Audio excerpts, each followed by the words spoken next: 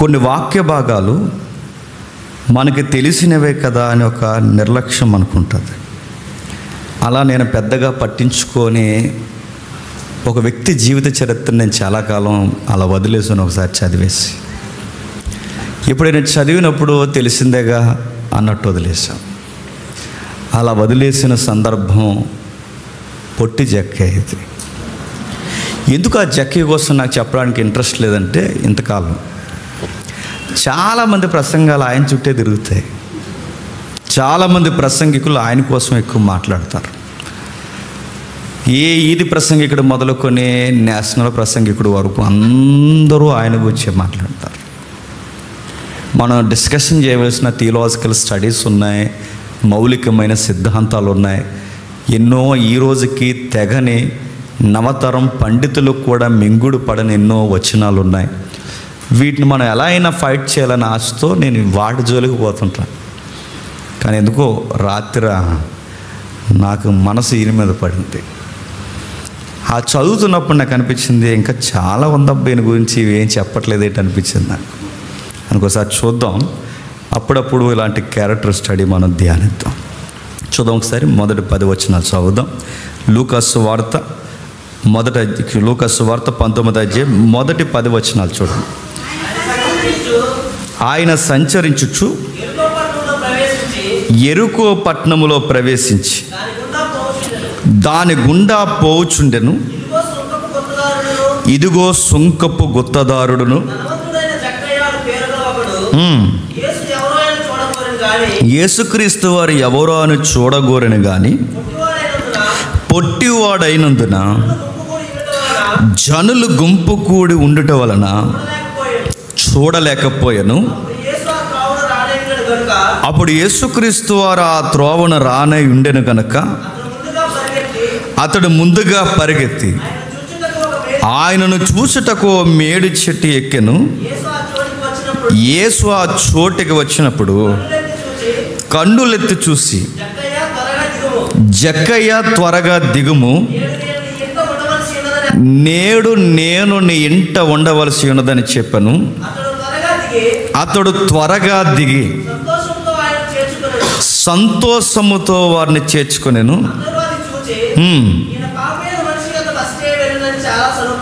ఇతను పాపి అయిన మనుష్యుడి యొద్దకు బస చేయ వెలుచున్నాడని చాలా చనువుకొనిరి. జక్కయ్య నిలవబడి, ఇదిగో ప్రభువా, నా ఆస్తులో సగము బేదలకు ఇచ్చుచున్నాను. నేను ఎవని యొద్దైనను అన్యాయముగా దేనినైనా తీసుకుని ఎడల అతనికి 4 వంతులు మరలా చెల్లుతునని ప్రభుతో చెప్పాను. అందుకు యేసు, ఇతడును అబ్రహాము కుమారుడే, ఎందుకనగా నేడు ఈ ఇంటికి రక్షణ వచ్చి ఉన్నది. నశించిన దాన్ని వెతికి రక్షించుటకే మనుష్య కుమారుడు వచ్చినని అతనితో చెప్పాను. ఆగుతాం. బైబిల్ టీచింగ్లో లేదా బైబిల్ ప్రీచింగ్లో ఎప్పుడు ఒక మెథడ్ ఫాలో అవ్వండి. ఒక ప్రసంగికుడు సరి అయిన ప్రసంగం చెబుతున్నాడా లేదా అనడానికి ఒక అంచనా ఉంటుంది.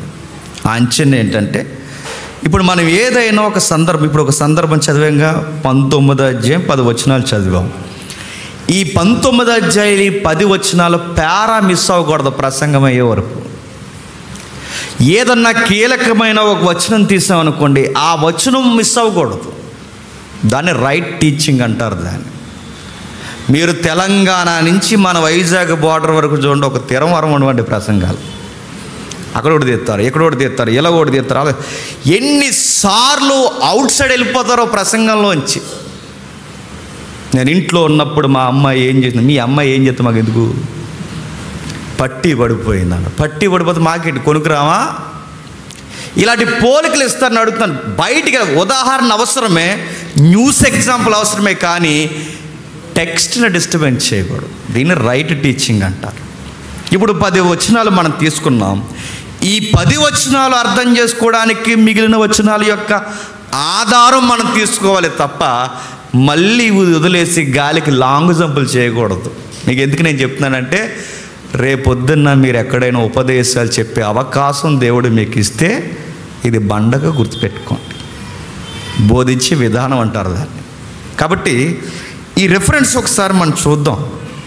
ఏం జరుగుతుంది? ఏ రెఫరెన్స్కైనా, ఏ వచనానికైనా బైబిల్లో ఏ సందర్భాన్ని మనం కదిపినా దాని చుట్టూ ఒక కల్చర్ మనకు తెలియాలి, నాగరికత ఉంటుంది.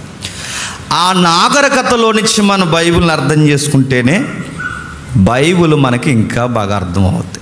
మరి నాగరికతలు మాకు ఎలా తెలుస్తాయన్నయ్యా? మాకు తెలియవు కదంటే, మీకు చదివే ఓపుకుంటే కల్చరల్ బైబిల్ అని ఒక బైబిల్ ఉంటుంది. నేను కొనుక్కున్నప్పుడు 6,000 ఉండేది, మరి ఇప్పుడు ఎంత ఉందో నాకు తెలియదు.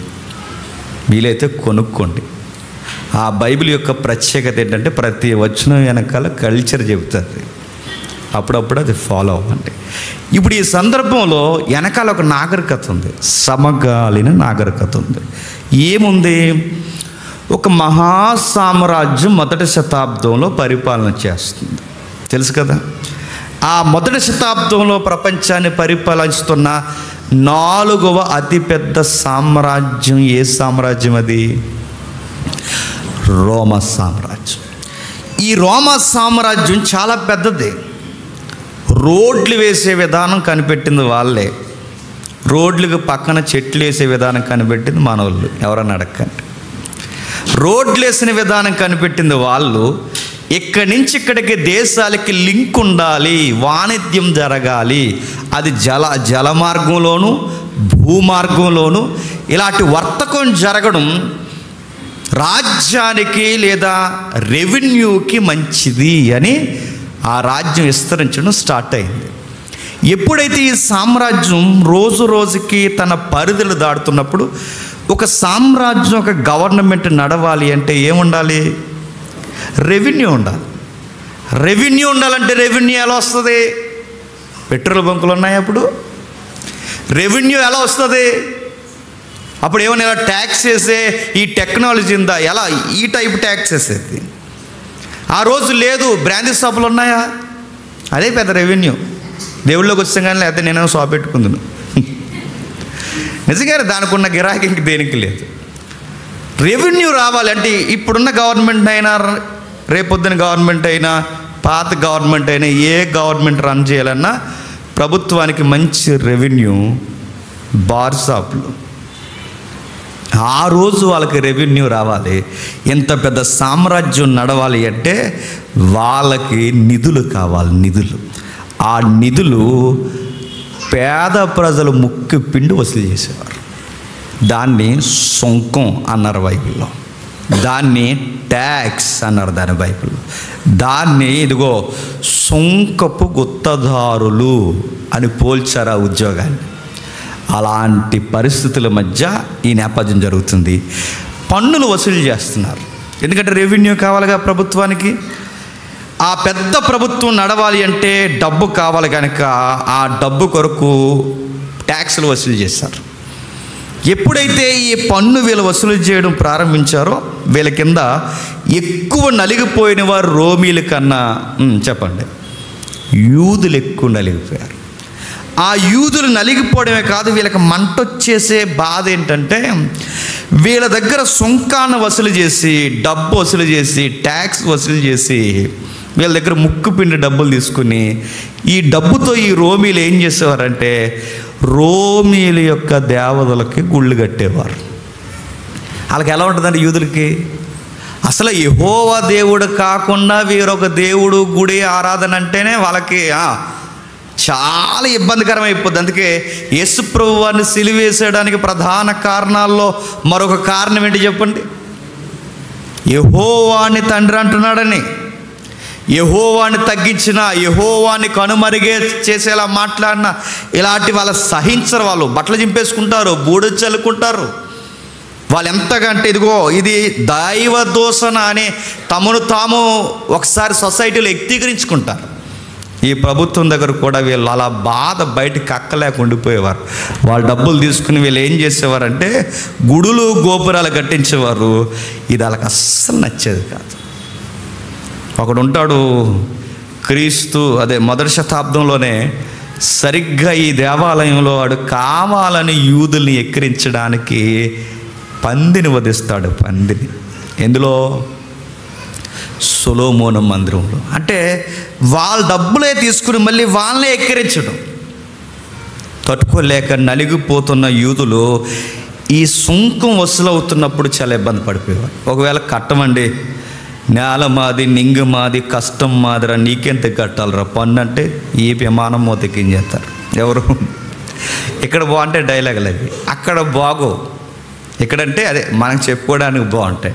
అక్కడ మేమెంత కట్టాలరా పన్ను అంటే వెంటనే రోమా పోలీసులు టక దిగిపోతారు, ఎత్తుకెళ్ళిపోయి ఆ వీపు ఒకేసారి సీరియస్ ఇలా కొడతారు.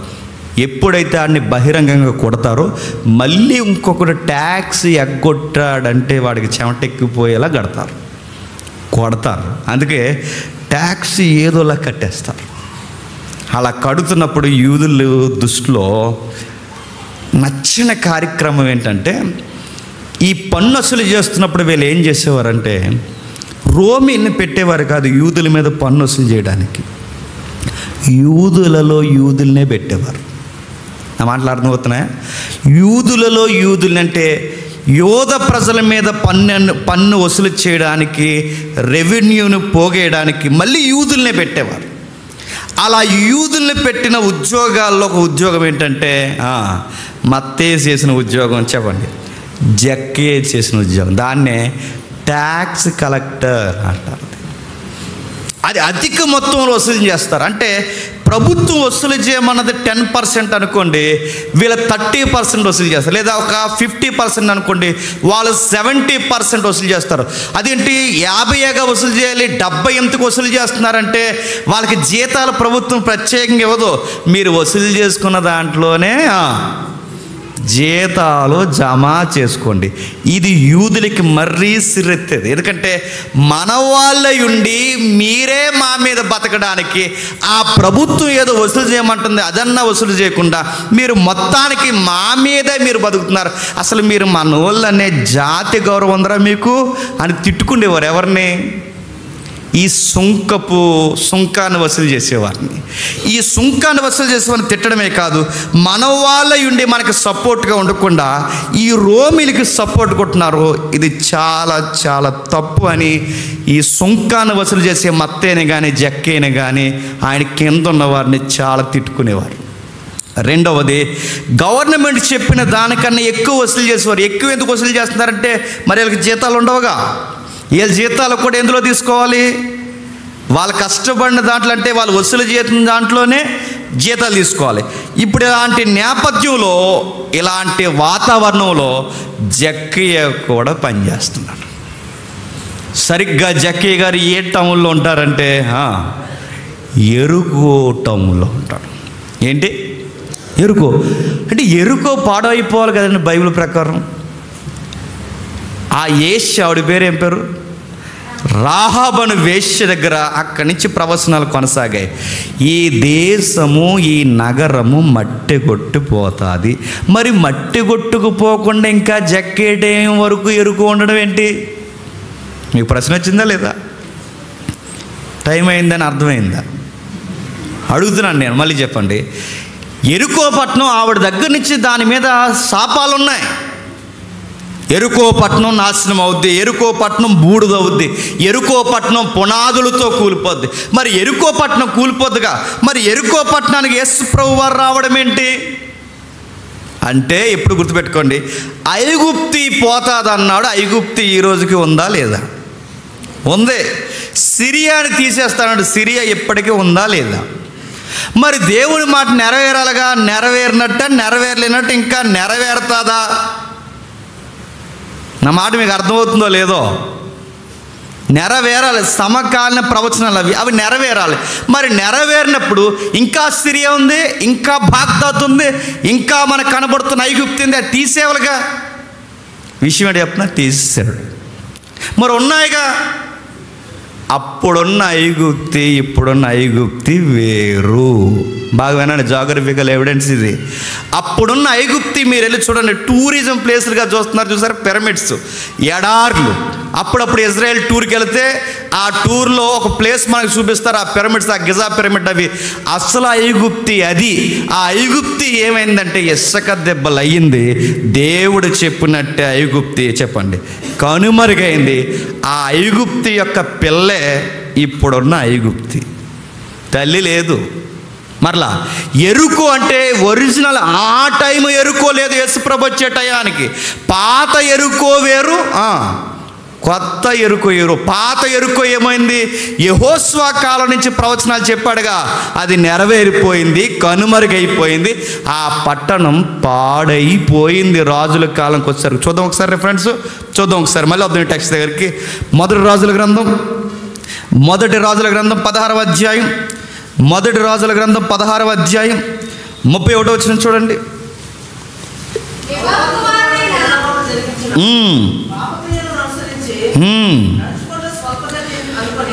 నడుచుకొనుట స్వల్పగతి అనుకొని రాజైన యెజబెల్ని వివాహం చేసుకొని బయలుదేవతను పూజించుచు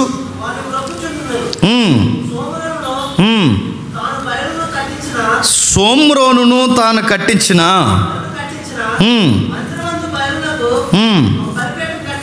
బలిపీఠము కట్టించెను. నేను వచనం మిస్ అయ్యాను, ఎక్కడ ఉంటుంది ఈ వచనం చూడండి. ఆ సోమ్రోను మహాపట్నం ఆనుకుని ఉన్న యెరికో పట్నం పూర్తిగా సమగ్రముగా నాశనమైందని పదం ఉంటుంది రాజుల గ్రంథంలో. మీరు ఇంటికి వెళ్ళిన తర్వాత చూడండి, వీలైతే నేను తర్వాత టెక్స్ట్ చేస్తాను. ఈ వచనం మనకి ఏం చెప్తుంటే యెహోషువ చెప్పినట్టు నెరవేరింది, యెహోషువ మాట్లాడినట్టు నెరవేరింది, యెహోషువ సెలవిచ్చినట్టు నెరవేరింది. ఆ పట్టణము మనుగైపోయింది చెప్తున్నాడు. చూడండి కిందుకుంది ఆ మాట 34లో అతని దినముల్లో బేతేలుడైన హియ్యేలు యెరికో పట్నం కట్టించెను. అతడు దాని పునాదులు వేయగానే అబీరాము అతని జ్యేష్ఠపుత్రుడు చనిపోయెను. దాని గౌనలను ఎత్తగానే సెగబు అని అతని కనిష్ఠ పుత్రుడు చనిపోయెను. ఇది నూను కుమారుడైన యెహోషువ ద్వారా యెహోవా సెలవిచ్చిన మాట చొప్పున సంభవించిన. అంటే ఆ పట్టణాన్ని ఎవడు డెవలప్ చేసిన ఫ్యామిలీ చెప్పండి చచ్చిపోతారు. అది యెహోషువ కాలం నుంచి ఉంది. అందుకే రాను ఆ పట్టణం ఏమైందంటే కనుమరుగైపోయింది. ఒరిజినల్ ఎరుకో కనుమరుగైంది. యేసు ప్రభువు వారు వచ్చే సమయానికి మరో పిల్ల ఎరుకో తెర మీదకి వచ్చింది. ఇవెందుకు ఈ పదాలు చెప్తుంటే బైబిల్ స్టడీ చేసే వాళ్ళకి ముందు అధ్యాయాలు కొన్ని చదువుతుంటే కొన్ని అధ్యాయాలు ఎలా ఉంటుందంటే ఆయన వెరుకోని ఇడిచి వెళ్ళిపోయిన ఉంటుంది.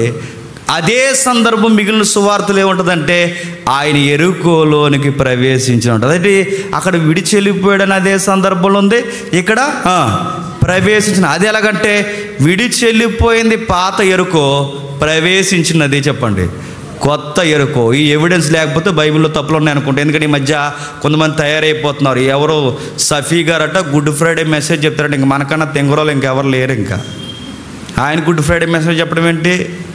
ఆయన గుడ్ ఫ్రైడే మెసేజ్ చెప్తే రేపు పొద్దున్న ఈస్టర్ మెసేజ్ చెప్పిస్తాం. తర్వాత మనకి చెప్పండి ఇంకే ఉన్నాయి పండుగలు, క్రిస్మస్ చెప్పిస్తాం, ఇంకా చెప్తే పిలిపిస్తారు మన వాళ్ళు. అస్సలు మన వాళ్ళకి ఇక వెనక ముందు ఏం ఆలోచించరు. ఎవరో కొత్తగా వస్తాడు ప్రసంగి ఇక్కడ అంటే చాలు కొత్తది వాడండి అంటారు అంతే. ఇక అడుగుతున్నాను, వెనక ముందు తెలియకపోతే వీళ్ళంతా ముందు బాగానే చెప్తారు. తర్వాత బైబిల్లో కొన్ని తప్పులు ఉన్నాయి, బైబిల్లో కూడా అక్కడక్కడ ఉన్నాయి. మరి ఒరిజినల్ గ్రంథం ఏదంటే ఇలా రండి చెప్పండి, బ్రేక్లో కలవండి, ఇది పట్టుకెళ్ళి చదవండి అని చెప్తారు. ఇలాంటి ఎన్నో ఉన్నాయి. కాకినాడలో ఉండేది రెండో ఒకటి, నేను బైబిల్ నేర్చుకున్న కొత్తలో మంచి ఉత్సాహంగా ఉండేది ఇలాంటి పోటీలకి డిబేట్లు చేయాలని. ఆ మసీదుల్లో కూర్చొని ఎన్నిసార్లు అదొక సరదా.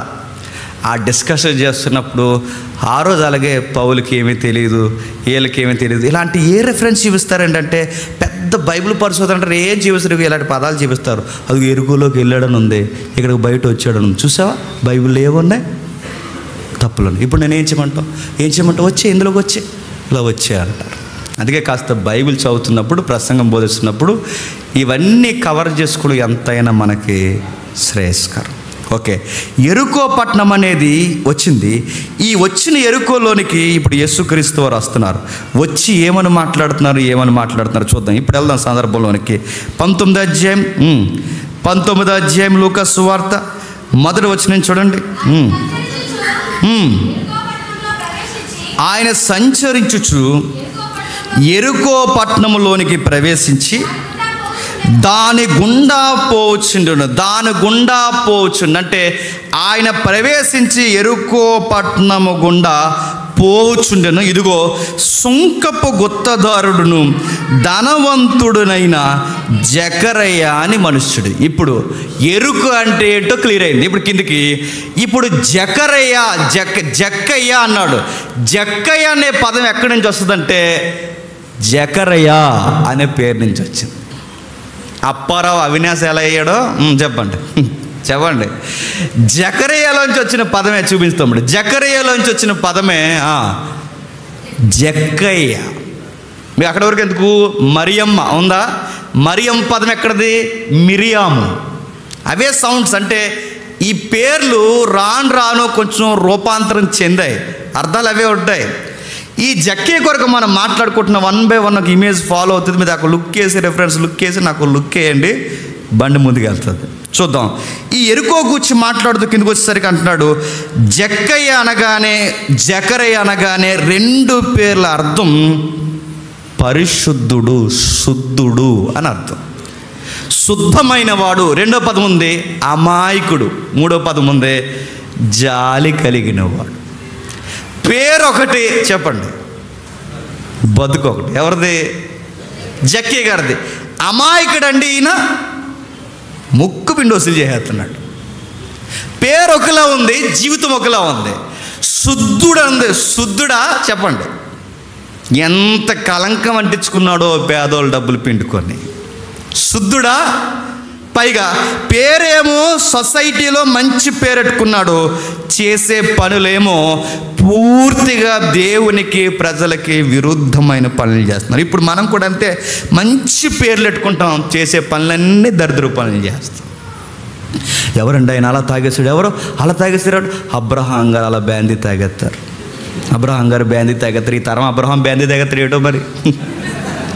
ఈ తరం మోసే గారు సారా తాగేస్తారు. ఈ తరం మరియమ్మ పచ్చి బుద్ధులు మాట్లాడతారు. ఈ శారమ్మ ఎట్టి ఎలాగైపోతుందంటే శారమ్మ చండాలమైన శారమ్మ. పేరు ఒకటి చెప్పండి, బతుకొకటి. జక్కయ్య కూడా పేరు మంచి పేరండి. శుద్ధుడు, అమాయకుడు, జాలి కలిగిన వాడు. కానీ మంచి అర్థం పెట్టుకున్నాడు, కానీ ఆ పేరుకు తగ్గ గుణగణాలు ఆ వ్యక్తిలో లేవు. ఆ గుణగణాలు లేవు. అందుకే ఆ పేరు లేదా ఆ నామకరణానికి కలంకం కలిగింది. అక్కడ చిన్న ఇన్ఫర్మేషన్ ఇస్తున్నారు. లోక గారు అంటేనే అన్నీ కవర్ చేస్తాడు. ఆయన మంచి రైటర్ అండి. ఆయన ఎంత క్లారిటీగా వాడుతున్న పదం చూడండి. దాని గుండా పోవచ్చుండగా ఇదిగో సుంకపు గుత్తదారుడు. ఆ పాయింట్ నోట్ చేయండి.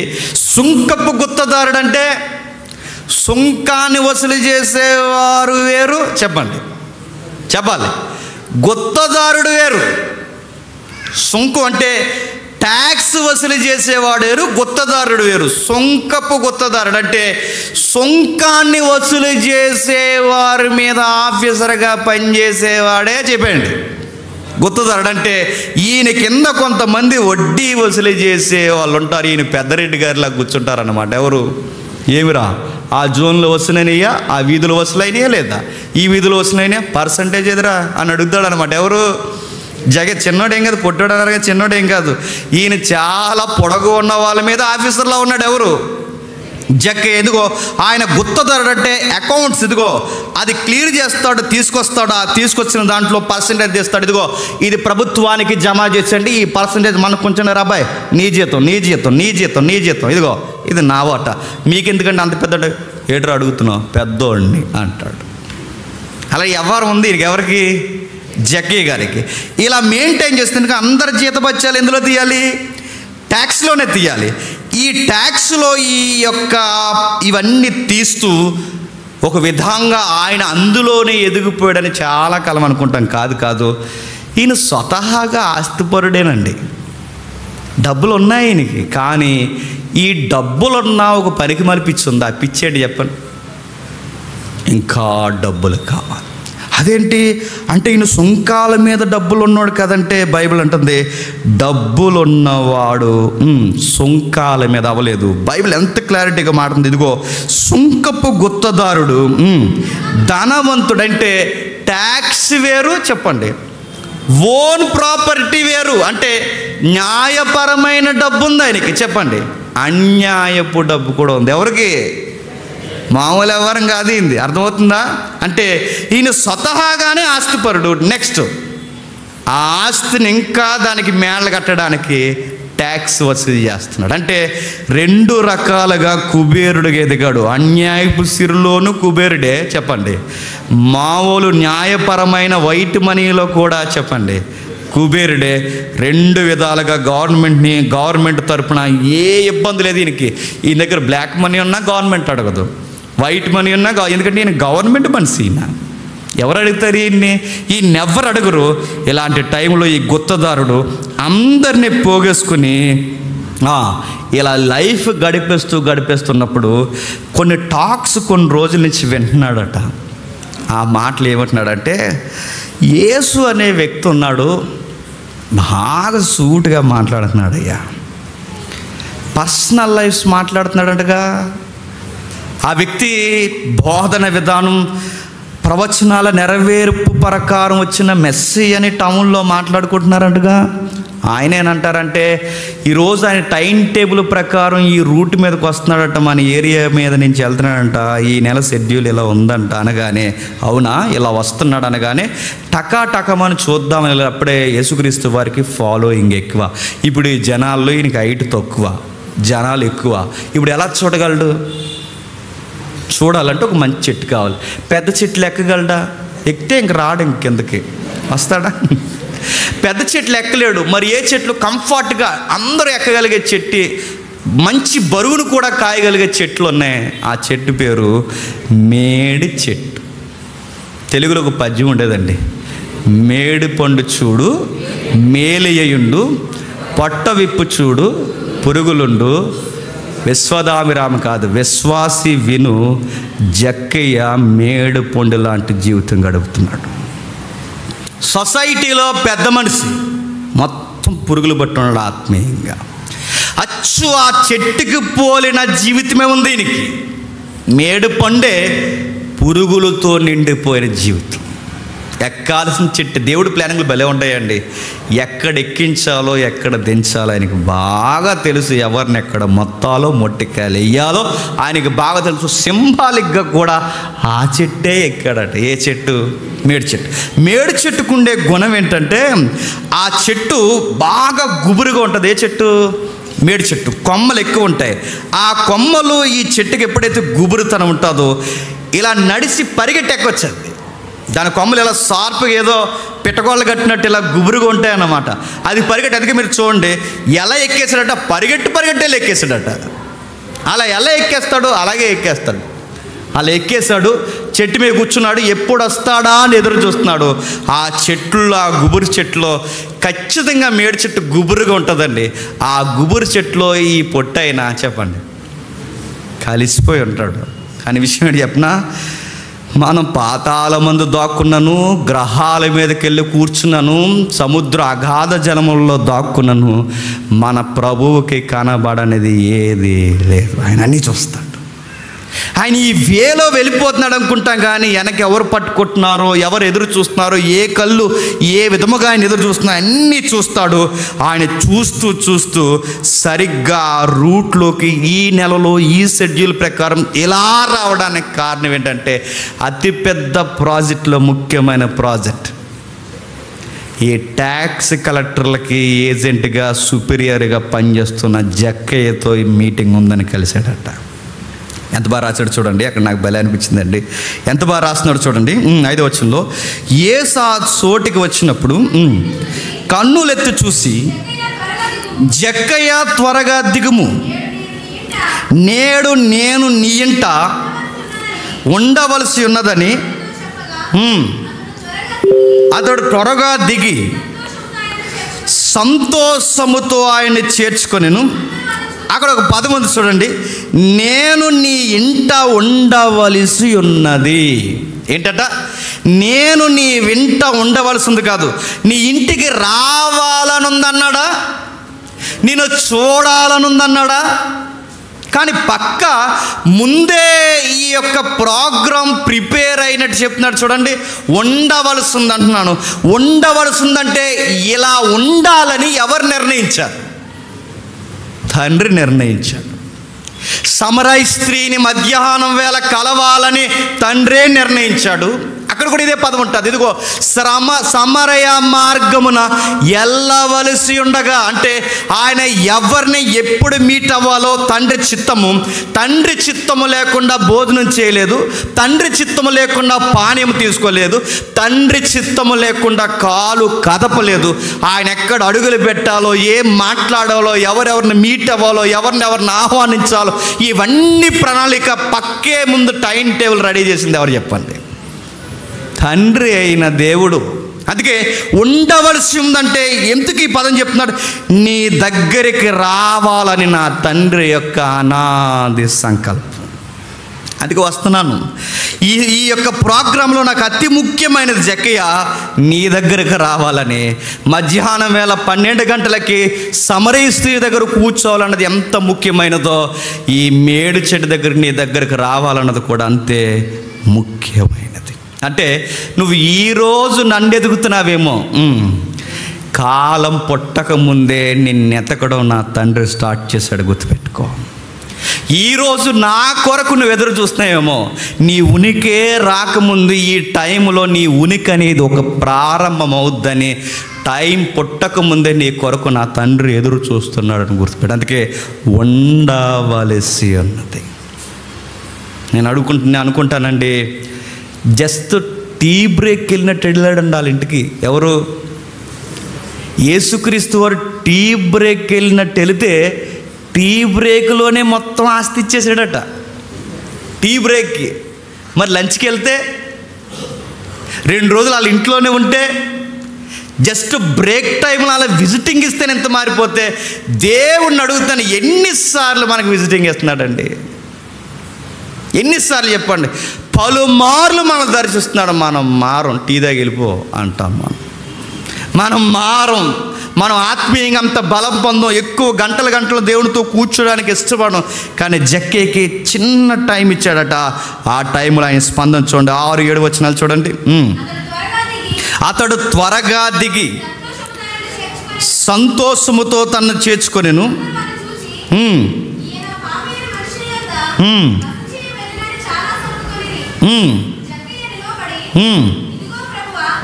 ఏంటట అక్కడ రాస్తున్న వచ్చిన చూడండి. అతడు త్వరగా దిగి సంతోషములతో ఆయన చేర్చుకొని. అడుగుతున్నాను, ఎలా దిగేశాడు మరి? కంగారు దిగేసి. చాలామందికి చెట్టు ఎక్కుతారు, దిగుతూ రాదు. జక్కే గారు బాగా వినండి, ఎక్కడో తెలుసు చెప్పండి. ఈయన గారికి చాలా తెలుసు. ఎవరికి?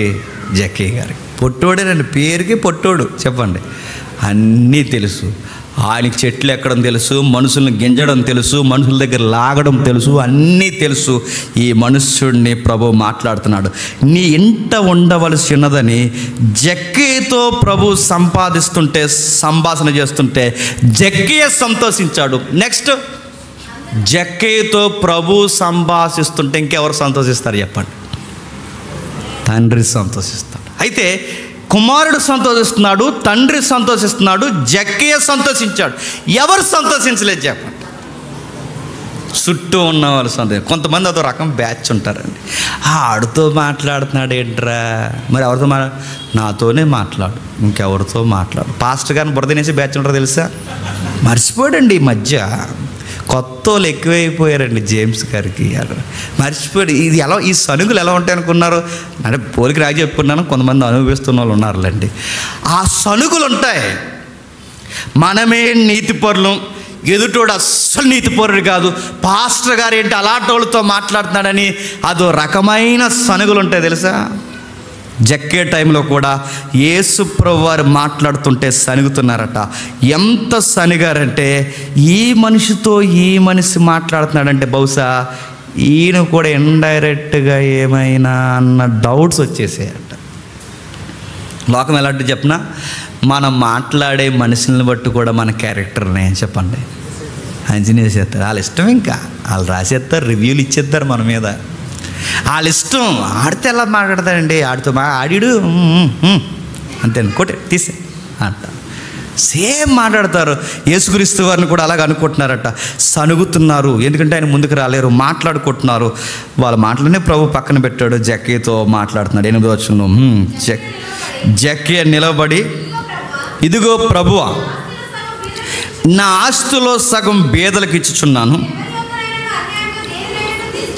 నేను ఎవరిని యొద్దనైనను అన్యాయముగా తీసుకొని నెడలా అతనికి 4 గంటలు. ఎంత క్లారిటీగా ఉందో చూడండి. ఆయన ఇస్తానన్నది ఇప్పటి వరకు డబ్బులు తీసుకున్న ఆ ట్యాక్స్ డబ్బులే కాదట. చెప్పడానికి 2 ప్రాపర్టీలు ఉన్నాయి. ఏంటి? న్యాయపరమైనది, చెప్పండి, అన్యాయంగా సంపాదించింది. రెండిట్లో ఇచ్చేస్తానట. చెప్పండి, నేను ఇదే సీన్లో మనం ఉంటే అన్యాయంగా తీసుకున్నాయని ఇచ్చేస్తాం. చెప్పండి, రెక్కల కష్టం ప్రభువా అంటాం. ఇస్తామా? కానీ జక్కయ్య ఎందుకు మంచాడు చెప్పనా? జక్కయ్య, ప్రభువా, నీ దగ్గరికి నీ ముఖదర్శనం చేసినప్పుడు ఈ బ్రేక్ టైంకి ముందే నా మనసు నేను ప్రిపేర్ అయిపోయాను. ఇదిగో నా ఓన్ ప్రాపర్టీ ఇచ్చేస్తున్నాను. నెక్స్ట్ ఈ ఇల్లీగల్ ప్రాపర్టీ కూడా ఇచ్చేస్తాను. ఇది వద్దు, ఇది వద్దు, నాకు అంత ఇంట్రెస్ట్ లేదు ప్రభువా, ఈ 2 ఇచ్చేస్తాను. అడుగుతున్నానండి, నువ్వు ఇలా చెయ్యని ప్రభు అని చెప్పాడండి? నువ్వు ట్యాక్స్ వసూలు చేస్తున్నావని దేవుడు ఏమన్నా అడిగాడండి? ఇదేం పని అయ్యా, ఆస్తులు ఉన్నాయి నీకు, మళ్ళీ ఈ పోయే కాలం ఏంటని ఏమన్నా అన్నాడా? ఒక్క మాట మాట్లాడి, ఏది మాట్లాడలేదు. కానీ ఏం మాట్లాడకుండా ప్రభు ఒకే ఒక్క మాట అన్నాడు, నీ ఇంట ఉండవలసి ఉన్నది.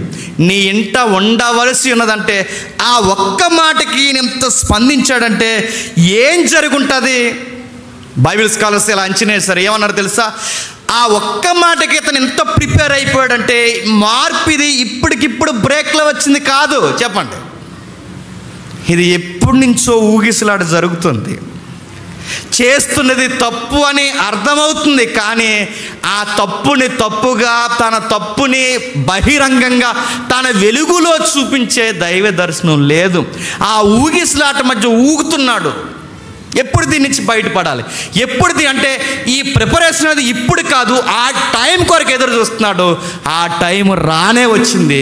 ఆ ప్రభువే టైం రూపంలో వచ్చి, నేను నీ ఇంట ఉండవలసి ఉన్నదన్న ఒక్క టైంకి చూడండి, ప్రభువా, ఇలాంటి బతికే కన్నా ప్రభువా, నీ వెనకాల నేను అడుగు తినైన బతుకుతాన్న అర్థం వచ్చేలా అంటున్నాడు, నేను ఇచ్చేస్తాను.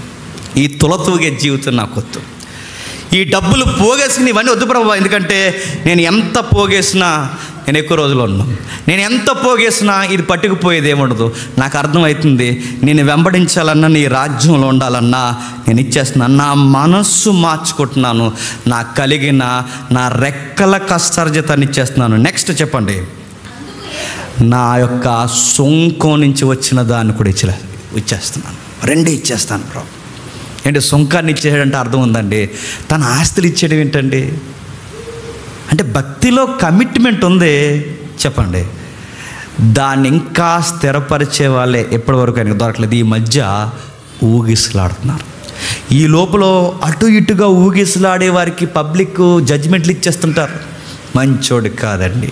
చెప్పండి, జలగండాడు, తాగెత్తాడండి. జలగడ తెలుసుగా, రక్తం తాగినాడు, తాగెత్తాడని. అతనికి ఏదో మదన ఉంది, లోపల ఏదో బాధ ఉంది. ఆయన తప్పు చేస్తున్న గిల్ట్ ఆయనకు లోపల స్టార్ట్ అయింది. అయితే దాన్ని బయట పెట్టుకునే టైం కావాలి. ఆ టైం ప్రభువే తీసుకొచ్చాడు. ప్రభు ఎదురు చూశాడు. జక్కీతో మాట్లాడారు. ప్రజలందరూ జక్కీని ఏమన్నా తెలుసా? పాపి అన్నారు. అంటే సుంకరులు అనగానే ఎవరితో సమానం?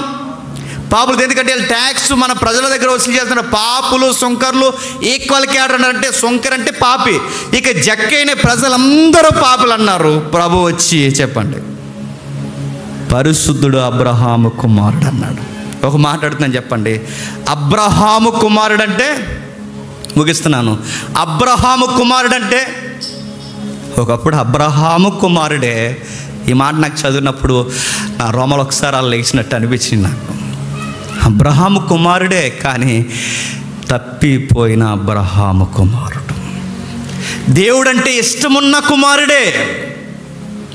రేఖ తప్పిన కుమారుడు. అన్యాయంగా ఉండకూడదని ఇష్టమున్న అబ్రహాము విలువలున్న కుమారుడే, ఆ గోత్రాల్లో పుట్టిన కుమారుడే. కానీ చెప్పేవారు లేక, సహవాసం లేక, గవర్నమెంట్ ఒత్తిళ్ళ మధ్య, పరిస్థితుల మధ్య తప్పిపోయి లొంగిపోయిన కుమారుడే తప్ప పూర్తిగా పాపి కాదు.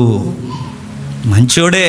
మళ్ళీ అడుగుతుందండి, అందరూ మంచి వాళ్ళమే, కాకపోతే వివిధ తంత్రాల వలన మనం ఇలా తయారైపోయాం. కానీ ఒరిజినల్గా మనుషులందరూ మంచోళ్ళే. కానీ ఏవో పరిస్థితులు ఉంటాయి, ఆ పరిస్థితుల్లో కొట్టుకుపోతుంటారు. అవి తప్పని వాళ్ళకి అర్థమయ్యే టైం వచ్చేంత వరకు వాళ్ళు బయటపడరు. ఈ లోపు మనం జడ్జిమెంట్లు చేసి ఈడు పాపి, ఈడు సుంకరు, ఈడు పనికి మాలోనే జడ్జిమెంట్ ఇస్తే దేవుడు అంటాడు, అందరికన్నా పెద్ద పాపం నువ్వేరా అంటాడు. గుర్తుపెట్టుకోండి. జడ్జిమెంట్లు ఇవ్వకండి, ఎందుకంటే ఏ టైంకి ఎవరిని దేవుడు ఎలా పట్టుకుంటాడో మనకి తెలియదు. ఆశ్చర్యకరమైన మాట ఏంటో తెలుసా? యేసు ప్రభు ప్రసంగాల చిట్ట చివరి పరంపరలో యేసుక్రీస్తు వారికి సిలువుకి వెళ్ళిపోతున్నాడు, ఇక రేపు నుంచి ఈయన ప్రసంగాల మినిస్ట్రీ లేదు అన్నప్పుడు చిట్ట చివరి ఆత్మ ఎవరో తెలుసా మీకు? బైబిల్ అవగాహన ఉంటే జక్కయ్య. ఆయన ప్రసంగాల్లో చిట్ట చివరిగా పట్టబడిన సిలువకు ముందు పట్టబడిన చిట్ట చివరి ఆత్మ జక్కయ్య. సిలువు మీద పట్టబడిన ఆత్మ దొంగ. ఆయన కదులుతున్నప్పుడు చివరి ఆత్మ ఆ యొక్క ముఖ్యమైన ఉద్దేశం కొరకు ఎరుకో బయలుదేరుతున్నాడు. ఒక్క ఆత్మ కొరకు బయలుదేరుతాడండి. మండు టెండలో సమరయ స్త్రీ దగ్గరికి వెళ్ళాడు. మధ్యాహ్నం వేళ సమరయ స్త్రీతో డిస్కషన్ చేశాడు. జనాలు గుమ్ముకూడి శాపగ్రస్తమైన ప్రాంతాలు తొక్కుకుంటూ ఎరుకోకి వెళ్ళాడు. వెళ్ళి ఇలా సాక్ష్యం ఇస్తున్నాడు, అందరూ పాప అన్నాడు. కానీ జక్కయ్యని యేసుప్రభు అన్నాడు, అబ్రహాము కుమారుడు. నేను మళ్ళీ చెప్తున్నాను, నిన్నెవరో రకరకాల 70 పేర్లు ఎట్టొచ్చు నీకు. నువ్వు అలా అటోడివి, ఎలాంటి దానివి, అలా అటోడివి, ఎలా అంటోడివి, నువ్వు మంచోడు కాదు, చెడ్డోడివి, మంచిది కాదు, చెడ్డ వ్యక్తి అని రకరకాల అనొచ్చు. గుర్తుపెట్టుకో, ఈ లోకం నీకు సర్టిఫికేట్ ఇవ్వాల్సిన అవసరం లేదు. మన ఆస్తులను లెక్కగట్టి ఇలా దొంగ ఆస్తులు వచ్చాయని మనకు ఎవడు సర్టిఫికేట్ ఇవ్వాల్సిన అవసరం లేదు. మంచి ఆస్తులను మనకు సర్టిఫికేట్ ఇవ్వాల్సిన అవసరం లేదు. మన ప్రాపర్టీకి లెక్కలు కట్టాల్సిన అవసరం ఎవడో లేదు. మన విలువలు కాపాడేది మన ప్రభు, మన గౌరవాన్ని ఇచ్చేది మన ప్రభు. మనం ఏంటో ఆయన ముఖ దర్శనం చేసుకుంటే మన క్యారెక్టర్ని పెంచేది చెప్పండి మన ప్రభు. అంటారు అంటారు అంటారు అంటారు మంచోడు కాదు, మంచోడు కాదు, మంచోడు కాదు, మంచోడు కాదు అంటారు. మళ్ళీ ఏదైనా మంచి పని జరిగితే వీడికి అంత మంచోడు ఇంకెవడు. ఈ జనాల మాటలు తీసుకోకండి, నేను చెప్తున్నాను. లాస్ట్ ఇయర్ ఇదే నెలలో మనల్ని ఎన్ని మాట్లాడినారండి. తిరగేసి అదే సంవత్సరం వచ్చేసరికి అదే మనుషులు కొంతమంది సహోదరులు వచ్చి తప్పైపోయింది బ్రదర్ అని ఎంతమంది పశ్చాత్తాపడలేదండి. మనుషులు అంతే అండి. మనుషుల యొక్క స్టేట్మెంట్లు స్టాండింగ్ కాదు, మనం గుర్తుపెట్టుకోండి. వాళ్ళు అంటారు, తర్వాత పొగుడుతారు, మళ్ళీ అంటారు. ఎందుకంటే అందరి దృష్టికి తమ దృష్టికి తామే నీతిమంతులని ఫీల్ అవుతారు. కనుక ఎదుటోడు ఎప్పుడూ పాపి, తమ దృష్టికి వాళ్ళు ఎప్పుడూ నీతిమంతులు. జక్కయ్యని కూడా వాళ్ళు డిక్లేర్ చేశారు. ప్రభు అన్నాడు, ఎవరన్నారు? ఇతను పాపి కాదు, సుంకరి కాదు, అన్యాయస్తుడు కాదు, మిమ్మల్ని హింస పెడుతున్న జలగలాగా డబ్బు తినేస్తున్నాడు కాదు. ఏ పరిస్థితుల మధ్య ఆ మనిషి దానికి లొంగిపోయాడో తెలియదు. కానీ ఇప్పుడు నేను చెప్తున్నాను, ఇప్పుడు ఈ ఇంటికి రక్షణ వచ్చింది. ఇప్పుడు ఈ ఇంటికి రక్షణ వచ్చింది. ఈరోజు నేను ఈ పాపులను చెప్తున్న మీ అందరి మధ్య చెప్తున్నాను, ఈయన కూడా అబ్రహాము కుమారుడు, తప్పిపోయి దొరికిన కుమారుడు. అందుకే ఆ కింద వాడతాడు, నశించిపోయిన దాన్ని ఎతికి రక్షించడం. అంటే తప్పిపోయిన కుమారుడే కాదు, తప్పిపోయింది. చెప్పండి, జక్కయ్య కూడా తప్పిపోయాడు. జక్కయ్య కూడా దూరం అయిపోయాడు. అంటే తప్పిపోయిన కుమారుని కౌగిట్లో చేసుకుంటున్నది ఎంతో వాస్తవమో, ఈ పొట్టి జక్కయ్యను కూడా పెద్ద మనసు చేసి ఆయన కౌగిట్లో చేసుకుంటున్నది కూడా అంతే వాస్తవం. తప్పిపోయిన కుమారుడు ఎగ్జాంపుల్లో ఈ మాట సెలవిస్తుంది. ఏమంటారు తెలుసా? ఈ మాట ఇలా అంటాడు, తప్పిపోయిన కుమారుడు సందర్భం నాకు ఇమేజ్ కొరకు నేను చాలా సంవత్సరం చదువుతున్నాను. ఎప్పుడో కనబడింది, పోయింది, నాకు సేవ్ చేయడం రాలేదు. ఎప్పటికైనా దొరకాలి నాకు. అందులో ఒక ఇమేజ్ ఉంటుంది, ఎప్పుడో పాత డ్రాయింగ్ అది. ఆ డ్రాయింగ్లో ఏముంటుంది తెలుసా? ఆ తప్పిపోయిన కుమారుడు మెడ మీద పడి తండ్రి ముద్దు పెట్టుకుంటాడట. ఆ డ్రాయింగ్లో ఏముంటుంది చెప్పిన, ఆ ముద్దు పెట్టుకున్న తండ్రి యొక్క ముద్దు పెదాల గుర్తు ఆ మెడ మీద పడుతుంది. అంటే అప్పటికి ఆ కుర్రోడు ఎలా ఉన్నాడు చెప్పండి? మొత్తం మురికైపోయాడు, మన దేవుడు ఎలాంటో చెప్పినా, మనకెంత మురుగు పట్టేసినా, మనకెంత పాపం పట్టినా, మనం ఎంత చెడ్డ సాక్ష్యాన్ని మీదేసుకున్నా ఆ గిల్ట్ మధ్య ఊగుతూ, దేవా నాకు పూర్తిగా ఈ పని చేయాలని లేదు కానీ తప్పట్లేదు, ఇలా చేస్తాను ఊగిసలాట మధ్య ఆయన దగ్గరకు వచ్చి ఏడుకో, ఖచ్చితంగా నీ మురికంతా కడిగేస్తాడు, నేను ముద్దాడతాడు, నశించిపోతున్న మనల్ని చెప్పండి ఎతికి రక్షిస్తాడు. మరో మంచి మాట ఉంది, ఏమని మాట్లాడుతుంది చూడండి. అది అధ్యాయం 19వ అధ్యాయం 3వ వచనం ముగించుకుందాం. 19వ అధ్యాయం 3వ వచనం.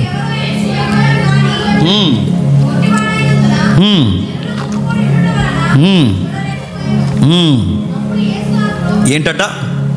బాగా వినండి. యేసును చూడాలని చాలామంది అనుకున్నారు, అందులో జక్కయ్య కూడా అనుకున్నాడు.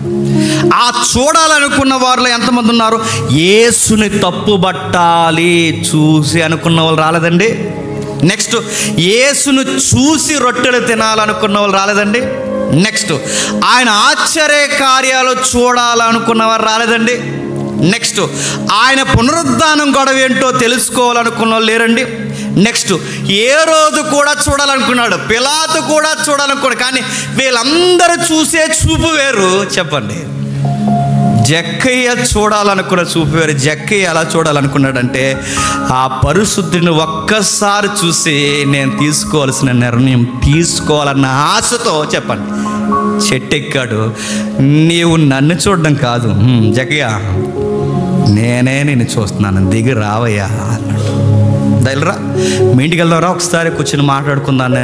పెద్ద ఏం డిస్కషన్ లేదండి. ఇంటికి వెళ్ళాడు, వెంటనే ఒక మాట అన్న ఒకసారి నాతో అన్నాడు, మంచి మాట, ప్రభువా ఈ అరగంట నువ్వు నా ఇంట్లో ఉండాలన్నా, నేనే కాదు నా ఇల్లు బాగుండాలి, నేను బాగుండాలి, మొత్తం కడిగేసుకుంటున్నాను ప్రభువా అన్నాడు.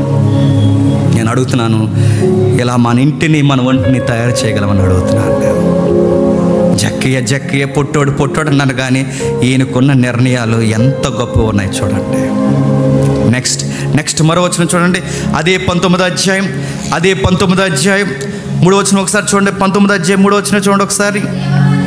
యేసు ఎవరో అని చూడగోరు, యేసు ఎవడో అని చూడగోరు. ఇలా చూడాలన్న ఆశ స్వదేశీయులకే కాదు, యేసు ప్రభువుని చూడాలని విదేశీయులకు కూడా ఉంది. ఒకరోజు గ్రీకులు, ఆ యోహాను సువార్త 12వ అధ్యాయం 21వ వచనంలో గ్రీకులు వస్తారు. ఎవరిని చూడడానికి? యేసుక్రీస్తు వారిని. ఆ రికమెండేషన్ ఎవరితో చేపిస్తారంటే పిలుపుని మీట్ అవుతారు. 12 మంది శిష్యుల్లో పిలుపు ఉంటాడుగా. పిలుపుని వచ్చి నీ గురువు గారిని ఒకసారి చూడాలనుకుంటున్నా, ఏమన్నా కొంచెం మీటింగ్ ఏర్పాటు చేస్తావని అడుగుతారు. నేను అడుగుతున్నాను, ఎందుకు చూడాలనుకుంటున్నారంటే, అసలు పునరుద్ధానం ఏదో సబ్జెక్ట్ అంతా మీరు మాట్లాడుతున్నారట, ఏదో మా గ్రీక్ ఫిలాసఫీలో కూడా ఇది ఏదో కొంచెం దగ్గరగా ఉన్నట్టుంది, ఒకసారి ఏమైనా డిస్కషన్ చేస్తారంటే అప్పుడు ప్రభు అంటాడు, మీరు నన్ను చూడాలనున్నా నాకు చెప్పండి, మిమ్మల్ని చూడాలని లేదు. నన్ను ఇప్పుడేం చూస్తారు, నేను ఒకరోజు తిరిగి లేస్తాను, అప్పుడు చూడండి గోధుమ గింజ ఎత్తబడి ఫలిస్తుంది, అప్పుడు నన్ను చూడమనండి. అంటే ఆయన చూడాలని ఫారినర్స్ వచ్చారు, కానీ ఈయన చూడలేదు. ఆయన చూడాలని తప్పుబట్టే పరిసయ్యులు శాస్త్రులు వచ్చారు, వాళ్ళ వైపు చూడడం కూడా ఈయన ఇష్టపడలేదు. రొట్టెలు తిందామని వచ్చారు, వాళ్ళ మనసెరిగి వాళ్ళని పూర్తిగా ఇష్టంతో చూడలేదు. కానీ ఇష్టపడి చూసిన వ్యక్తిని ఒకే ఒక్కరు ఎవరు చెప్పండి? జక్కయ్య నువ్వు నన్ను ఇష్టపడి చూడడమే కాదు, చెప్పు, నా తండ్రి నేను కూడా నిన్ను ఇష్టపడ్డాం, మాకు నచ్చావు, రా దిగరా, నీతో మాట్లాడదాం రా అని యేసుక్రీస్తు వారి జక్కయ్యని ఎంత సమాధానంగా పిలుస్తున్నాడు చూడండి. నెక్స్ట్, అదే 19వ అధ్యాయం 4వ వచనం ఒకసారి చూడండి. అతడు ముందుగా పరిగెత్తి ఆయనను చూచుటకు ఒక మేడు చెట్టు ఎక్కాను. ఏ చెట్టు ఎక్కాడట? ముగిస్తున్నాను. ఏ చెట్టు ఎక్కాడట? మేడు చెట్టు. నేను అడుగుతున్నాను, నేను ముగించేస్తున్నాను. ఆ మేడు చెట్టు, సమరయ స్త్రీ దగ్గర బావి, ఇవన్నీ మీరు గమనిస్తున్నారు లేదో, ఈ ప్రకృతిలో ఏది జరిగినా దానికి ఒక పర్పస్ ఉంటుందండి. ఈ మేడు చెట్టు ఎందుకు పుట్టింది ఇన్ని రోజులంటే దాని జీవిత సార్థకత ఏంటి చెప్పిన? ఈ జక్కయ్య పలానా టైంలో వస్తాడు, ఆ జక్కయ్య ఇక్కడ ఎక్కుతాడు, ఆ జక్కయ్య ఎక్కిన తర్వాత క్రీస్తును చూపించడానికి నేనే మోయాల్సి ఉందన్న ఆశ ప్రభు అయిన యేసుక్రీస్తు వారి గుండెల్లో తండ్రి చిత్తంలో ఉంది కనుకే టయానికి ఆ చెట్టుని అక్కడ పుట్టించారంట. అంటే ఆ చెట్టు పుట్టుక జీవిత అర్థం ఏంటి చెప్పండి? యేసుక్రీస్తు వారిని జక్కేని యేసుక్రీస్తు వారికి చూపించడానికి, యేసుక్రీస్తు వారిని చెప్పండి జక్కేని చూపించడానికి ఆ చెట్టు పుట్టిందంటే ఏంటంటే ప్రకృతికి కూడా అలాంటి ఫీలింగ్స్ ఉంటాయండి. అంటే ప్రకృతికి ఆ ఫీలింగ్స్ ఉన్నాయని బైబిల్ చెప్పింది.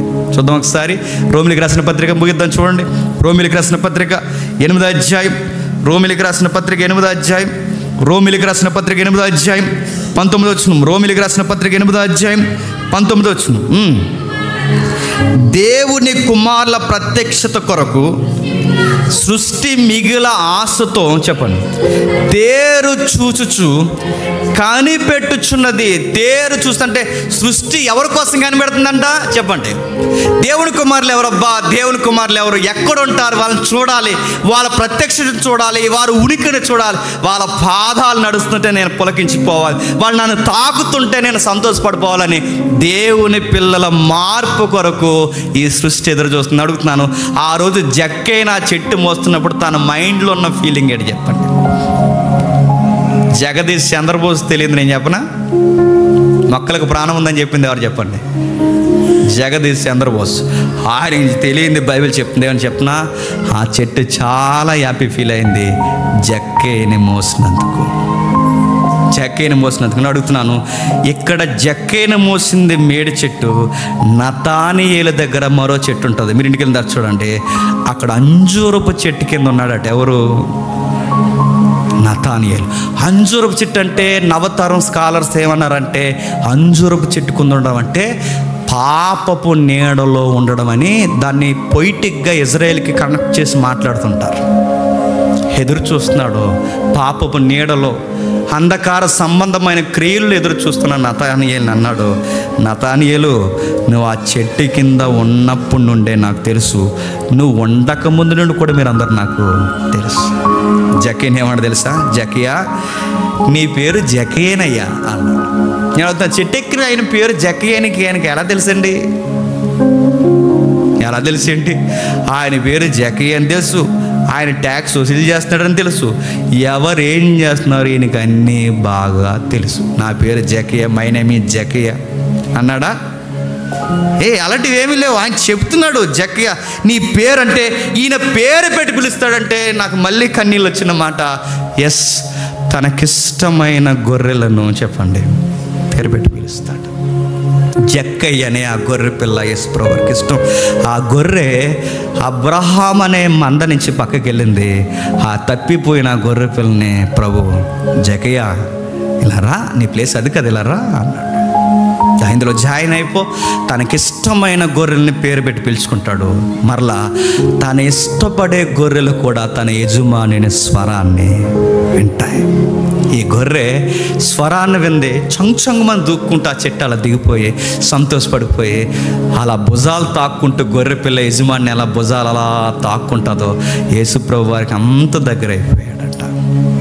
నేను అడుగుతున్నాను, ఇష్టమైన గొర్రె మంచి గొర్రెలు కాపరి ఎదిగాడు. ఈ గొర్రె పిల్ల ఎక్కడుందా అని జగత్తు పునాది వేయబడకముందే, జగత్తు పునాది వేయబడకముందే పిలిచాడు. పరిగెత్తుకుని వచ్చాడు. ఆ పదం ఎంత బాగుంటుందో, పరిగెత్తుకుని వచ్చాడు.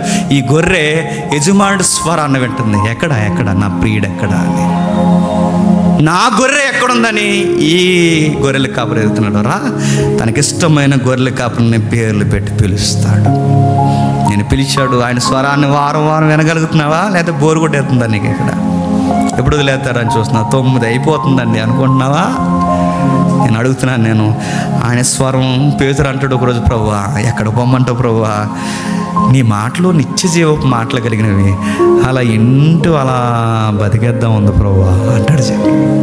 గొర్రెలట ఆయన మాటలు ఎక్కువ ఇష్టపడడానికి ఇష్టపడతాయట. బర్రెలే చెప్పండి వెళ్ళిపోతాం అంటే మమ్మల్ని వదిలే జేమ్స్ అంటే మనం బర్లింగా చెప్పండి. ఆయన ఇష్టపడే గొర్రెలు. మేడు చెట్టు, అక్కడ ఒక కవిత్వం ఉందండి. నేను ఎప్పుడైనా సాంగ్లో పెట్టాలనుకుంటున్నాను. ఓపెన్ చేసిన ఒకవేళ ఎవరైనా పెట్టేస్తే దేవునికి మహిమ కలుగును గాక. ఒక రైటర్ ఏమంటాడంటే, మేడు చెట్టు నుండి రక్షకుని ఒడిలో రాలి పడిన పండు. చెప్పండి, జక్కయ్య. ఎంత బాగుందండి లైన్ అది. మేడు చెట్టు నుండి రక్షకుని ఒడిలోనికి రాలి పడిన ముగ్గిన పండు జక్కయ్య. ఆ పండుని ఏరడానికి వచ్చాడు మేడు చెట్టు దగ్గరికి. అప్పటి వరకు కుళ్ళిన పండు ఇప్పుడు ఇది పనికొచ్చే చక్కటి పండు మార్చేసాడు. నేను అడుగుతున్నాను, ట్యాక్స్ కలెక్టర్స్ ఉన్నారు, ఆఫీసర్స్ ఉన్నారు, రకరకాల క్రైస్తవుల్లో పెద్ద పెద్ద ఉద్యోగాలు కలిగిన వారు ఉన్నారు. మిమ్మల్ని అందరిని అడుగుతున్నాను, జక్కయ్య లాంటి మనసు, ప్రభు ఇష్టపడే మనసు, ఆ నాణ్యత కలిగిన ఉద్యోగాలు మీరు చేయగలరని నేను అడుగుతున్నాను. నేను లంచాలు తీసుకోకుండా, దొంగతనాలు చేయకుండా, ఉన్న జీతబత్యాలు పెంచుకోవడానికి పేదల ముక్కు పెండకుండా, అన్యాయపు డబ్బు పోగేయకుండా నా ప్రభువుకి ఇష్టమైన గొర్రెగా ఉండాలి. అవసరమైతే నా రెక్కల కష్టాలు జీతాన్ని ఇవ్వాలి, నా దగ్గర పూర్తిగా ఇవ్వాలి తప్ప పేదోళ్ళ డబ్బులు నేను తీసుకోకూడదన్న ఇంకిత జ్ఞానంతో ఉద్యోగాలు చేసే క్రైస్తవులు ఉన్నారని అడుగుతున్నాను. ఆ సాక్ష్యం ఉండాలండి. గవర్నమెంట్ ఎంప్లాయీస్గా మనకి అందరు వేరండి, వాళ్ళ క్రైస్తవులండి, అలాంటి వాళ్ళు చేయరండి అని ట్యాక్స్ డిపార్ట్మెంట్ మన మీద రైడ్స్ చేసినా, చెప్పండి మళ్ళీ చెప్తున్నాను, ట్యాక్స్ డిపార్ట్మెంట్ మన మీద రైడ్లు చేసినా వాళ్ళు అలాంటి వాళ్ళు కాదండి. ఆ సాక్ష్యం ఉండాలి, గుర్తుపెట్టుకోండి. జక్కయ్యకి ట్యాక్స్ డిపార్ట్మెంట్ రైడ్ చేసిందో లేదో నాకు తెలియదు, కానీ చెప్పండి ప్రభు ఎన్కౌంటర్ చేశాడు. ఏం చేస్తున్నావు జక్కయ్య? ఉండాలనుకుంటున్నాను, మరి ఉండగలనా అన్నాడు. అదే అర్థం, నువ్వుంటే నేను ఎలా ఉండలేను, నేను మారిపోతున్నా. మిమ్మల్ని అడుగుతున్నాను, మీరు ప్రభుత్వ ఉద్యోగాలు పనులు చేస్తే దొంగ వ్యాపారాలు, దొంగ పనులు చేయకండి. నాణ్యంగా ఉన్న 10 రూపాయలు చాలండి. కష్టపడిన 100 రూపాయలు మనకు చాలండి. బంతుల్లా బతుకుతాం. పోగేసుకుని పట్టుకెళ్ళి హాస్పిటల్ పెట్టే కన్నా చెప్పండి ఉన్న దాంట్లో తృప్తిగా బతుకుతాం. జక్కయ్యనే వదలలేదు, మత్తయ్యనే వదలలేదు, దొంగ వ్యాపారాలు చేసిన ఏ దాసుని వదలలేదు. నేను అడుగుతున్నాను, ఒకవేళ నువ్వు ఈ రాత్రి తప్పిపోయి ఉన్నావేమో డబ్బులకి కొక్కుర్తుపడి, ఈ రోజుకి నువ్వు తప్పిపోయి ఉన్నావేమో ఏదైనా లంచాలకు ఒడిగట్టి, ఈ రోజుకి నువ్వు ఏదైనా లబ్ధి కొరకు ఎవరినైనా కలుగప్పునే ఒకసారి చెక్ చేసుకో. చెక్ చేస్తే నీ ప్రభు ఈ రాత్రి పిలుస్తున్నాడు, రా. నిజమైన గొరువు అయితే ఆయన స్వరం విను. ఈరోజే నీకు అడ్డగోలు వస్తున్న సంపాదన విడిచి రా. దేవుడు నిన్ను దీవించును గాక. ఆమేన్.